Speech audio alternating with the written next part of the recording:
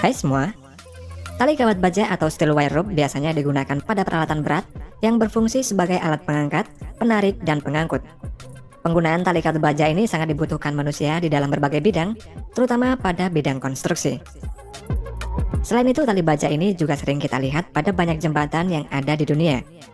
Karena pentingnya tali baja tersebut, banyak pabrik-pabrik dibuat khusus untuk membuat dan memproduksi tali baja tersebut. Fungsi dari tali baja sendiri sangat beraneka ragam dan hampir di segala bidang membutuhkan tali baja ini. Misalnya di bidang perkapalan, bidang konstruksi, dan bidang transportasi.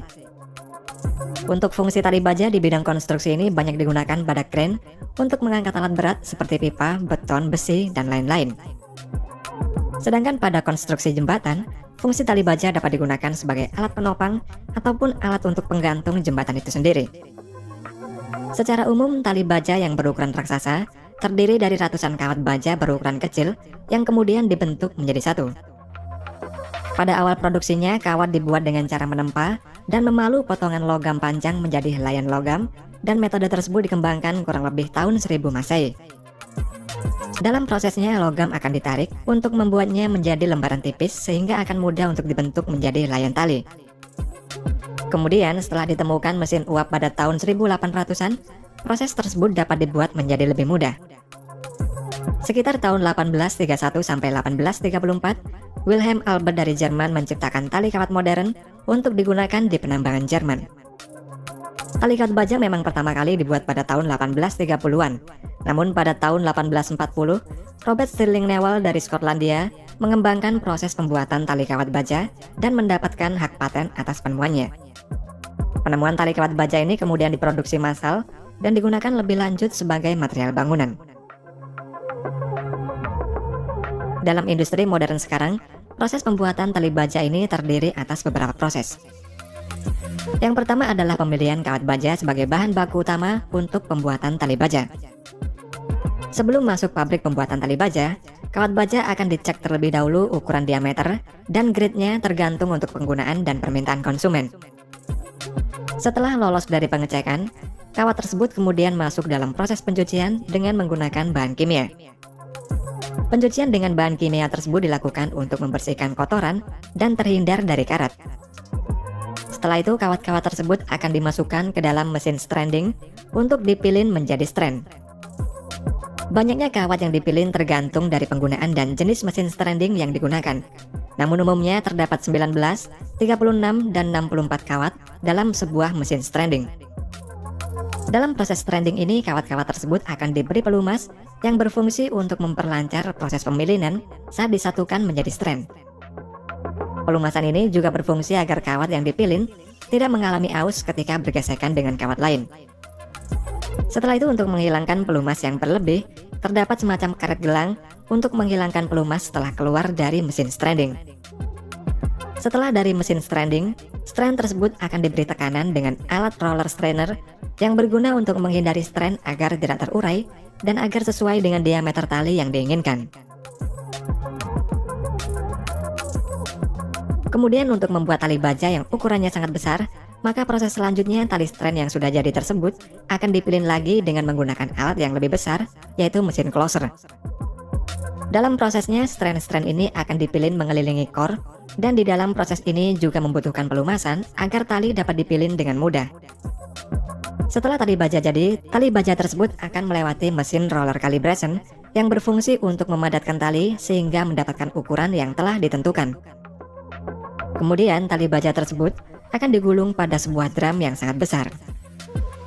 Sebelum dijual ke konsumen, proses selanjutnya adalah dilakukan pengujian pada beberapa sampel tali baja pada ruangan quality control dengan menggunakan mesin penguji.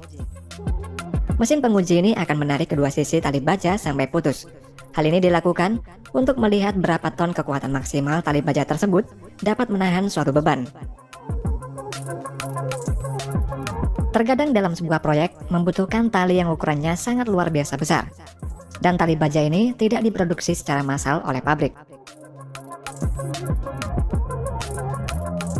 Untuk tali baja raksasa seperti yang digunakan untuk proyek di Belanda ini, mereka memesan secara khusus pada sebuah perusahaan spesialis pembuat tali baja raksasa. Pada prosesnya hampir sama dengan proses pembuatan tali baja di sebuah pabrik. Namun mesin strandingnya ini memiliki ukuran diameter yang lebih besar. Tali baja yang dibuat oleh sebuah pabrik akan dipilin lagi mengelilingi kor tali sehingga membentuk ukuran tali dengan diameter yang sangat besar. Setelah tali baja ini jadi, maka tali baja ini akan dikirim ke proyek tersebut. Tali baja yang akan digunakan pada pengangkatan, maka akan dilakukan proses splice terlebih dahulu atau membuat mata tali. Dalam pembuatan splice ini ada beberapa metode, diantaranya adalah secara manual dan menggunakan mesin pengepresan. Jika secara manual, maka tali baja ini akan di-splice dengan menggunakan tenaga manusia, atau bisa juga menggunakan clip end. Sedangkan jika menggunakan mesin, maka tali baja ini akan dipres sehingga membentuk sebuah mata tali. Kemudian jika ada permintaan tali baja untuk digunakan dalam sebuah pertambangan, maka tali baja tersebut biasanya akan diberi lapisan plastik untuk membuat tali baja lebih tahan lama. Lapisan plastik tersebut terbuat dari plastik yang berwarna dan dicairkan dengan mesin ekstrusi. Kemudian tali baja tersebut akan dilapisi cairan plastik tersebut sambil melewati mesin ekstrusi. Setelah keluar dari mesin ekstrusi, tali baja ini akan diberi air yang berguna untuk mendinginkan dan mengeraskan cairan plastik pada tali baja.